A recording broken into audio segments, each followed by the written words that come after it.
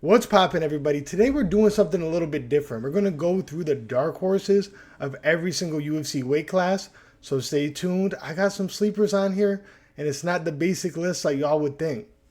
Now, I'm not saying every one of these guys is a future champion, but guys, hear me out. These guys are probably going to compete in the top 5 of their divisions, maybe in 1 or 2 wins.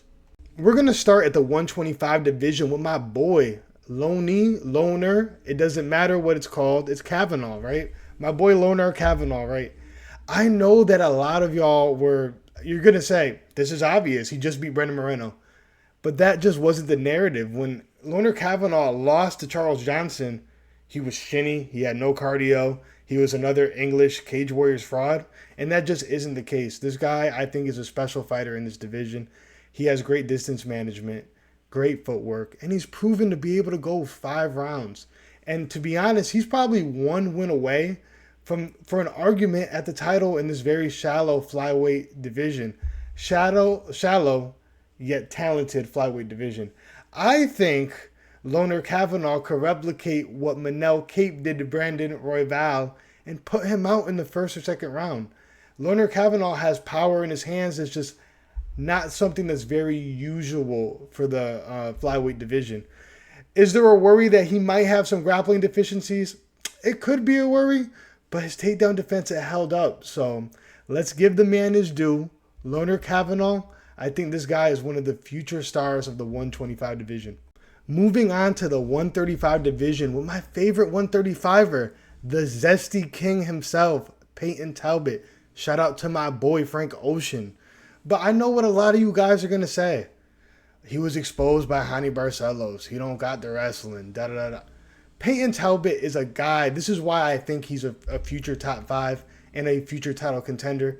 And I think he could beat a guy like Sean O'Malley. But before we get there, this guy has a massive frame, clean boxing. His straight punches are beautiful. And his grappling is improving between fights. And he, in general, is improving between every single fight. The improvements that this guy makes in between fights, it's insane. The Felipe Lima win is very, very impressive. And the Henry Cejudo win, he out-wrestled Henry Cejudo in MMA. 38 or not, this guy Payton Talbott is one of the most talented prospects we have out here in the UFC. I think this guy could challenge for a title. I think he could beat a lot of the top 5 guys. I think he's a nightmare for a guy like Sean O'Malley. He has a granite chin. He has power. He walks forward. He puts the pressure on you. I feel like he would crush Sean O'Malley. That's been my hot take for a while now. So, I just wanted to put the spotlight on my boy Payton Talbott. I think he's not talked about enough as a serious contender in the Bantamweight division. The 145 division. Yes, I did not pick Melky Costa. I am not a parrot. I am not the community. I'm not going to just tell you what everyone else is going to tell you. I'm not going to say it's Melky Costa. It's my boy, Youssef Zalal. This guy was cut from the UFC, and ever since he came back, he has been on a run. This dude has amazing fight IQ, great grappling. His footwork is excellent. It's very hard to track him down. People call it running. I call it high fight IQ, good footwork. He's a good striker. He has good knees. He has good jiu-jitsu. Do you see what we did to Josh Emmett? Have you seen what we've been doing in our second UFC run?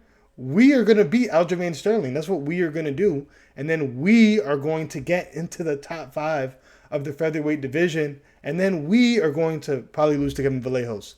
But it doesn't matter. My boy Youssef Zalal is really, really good. I think this guy is underrated. And he's very underappreciated because he gets this undeserved hate from that Kelvin Kattar fight where they said he was running. He wasn't running.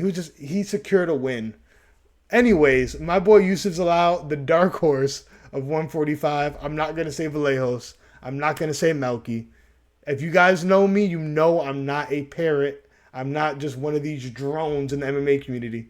We're different here. And you know what? I'm going to stand on it. I'm different. Moving on to what people call the best division in the UFC, 155. And my dark horse at 155 is Ziam. This guy is a huge lightweight, big frame, like his reach is insane and he uses it well. He has great footwork, improving grappling, and low key, he kind of got snubbed by Rufy. I think this guy would have been able to beat Michael Chandler pretty easily. This guy's one of the most underrated fighters in the UFC currently, I feel like. I feel like he doesn't get the respect that he deserves. He's proven now to be dangerous. He has a good clinch game. Like I said, his jiu-jitsu's getting better. He has a good jab.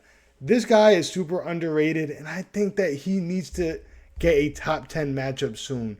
I want a guy like Michael Chandler, but we could settle for a Dan Hooker or something. I think my boy Ziam puts belt to the ass of a lot of these top 10 lightweights, and he just needs the opportunity to show it. This guy is going to be something in this division. I'm 100% sure he's at least top 6 level. I think he beat Gamrot. How about that? I think he beat Gamrot. So we're going to go with Ziam as my dark horse for the 155 division. So for the 170 division, I wanted to look outside the box. 170 is a very deep division, so I looked at someone outside the rankings. Someone that's been impressing me, Jacobe Smith. This guy is an athletic specimen, bro. This guy is crazy. This guy, he's giving Yoel Romero vibes. He's very, very athletic. He has a very good wrestling pedigree. I think he's linked up with DC in them. He has big power in his hands, KOing people out cold. His jiu-jitsu could get better, and he's still a little green in general. But the base that he has with his athleticism and his wrestling background makes his potential kind of endless. I think this guy is going to at least be top 10 in this division. And with the right training partners and the right camps, this guy could be a serious threat at the 170 division.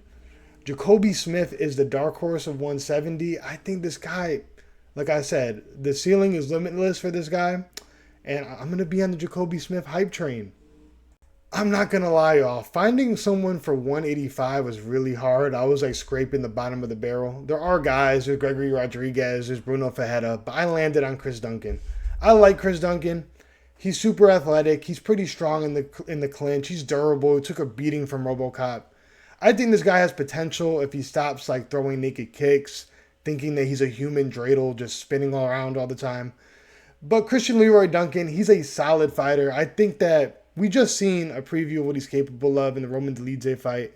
Not the best look for him, but a complicated matchup for him versus a grappler, and he handled that test pretty well. Do I think he's ever going to be champion? Probably not. Do I think he's ever going to be top 5? In the 185 division, it is possible, but he's definitely a guy I think that is going to stick around the top 15 to top 10 range, and he could beat some of these good guys on his best day because of his athletic ability and his power. Speaking about really searching for prospects like all over the division, 205 is another division that's pretty shallow, and the guy I came across was Navajo Stirling, a.k.a. Albino Izzy, a.k.a. he got a new hairline now, so I can't even make fun of that. But he's out of a great camp. City Kickboxing is an amazing camp. He's always going to be well prepared.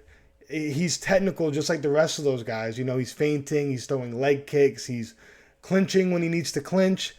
And the thing is, you really don't see a high level of technicality when it comes up to the higher divisions, like the higher weight divisions. So I think a guy like Navajo Stirling could really like go far in these divisions because he's going to be technically outclassing most of these guys. And the division's very shallow. He's also like proven to like be willing to mixing a takedown, and I think that's another strength at the 205 division where there is not a lot of grapplers there either. So I think Navajo Stirling has a good future in the 205 division. I think he'll be a top 10 fixture. I think he could even make it to the top 5 of this division, and maybe him and Carlos Ulberg, like Carlos Ulberg will hand the torch to Navajo Stirling, and that'll be the next generation of City Kickboxing guy in the top 5 at 205. I'm going to be honest, finding the dark horse for heavyweight was kind of easy because there's not much to choose from. So I just went with Josh Hokit. He's an athletic heavyweight that's very rare. We have a bunch of like blobs, like Marcin Tybura is fighting this weekend. He's blobbing around doing his blob stuff, you know. But Josh Hokit got a wrestling background, a high-level wrestling background. Not only that, I believe he played in the NFL as well, which just being athletic, that takes you to like the second tier of the blobs. And the fact that he has a wrestling background takes him to like the top tier of like heavyweight, you know? And then if you know how to grapple, now, oh my God, now you're a marauder at heavyweight. And he got power in his hands. So I think Josh Hokit might be a future top 5 guy at heavyweight just because he has these technical and athletic advantages.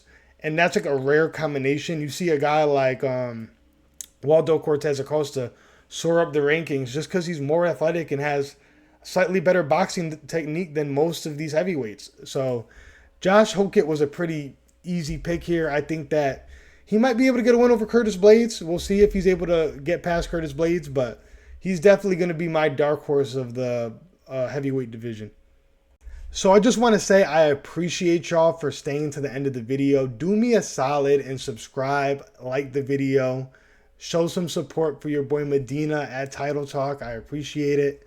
Leave a comment and take it easy, guys. Let me know who you think breaks through first. Leave that down in the comment section. Peace.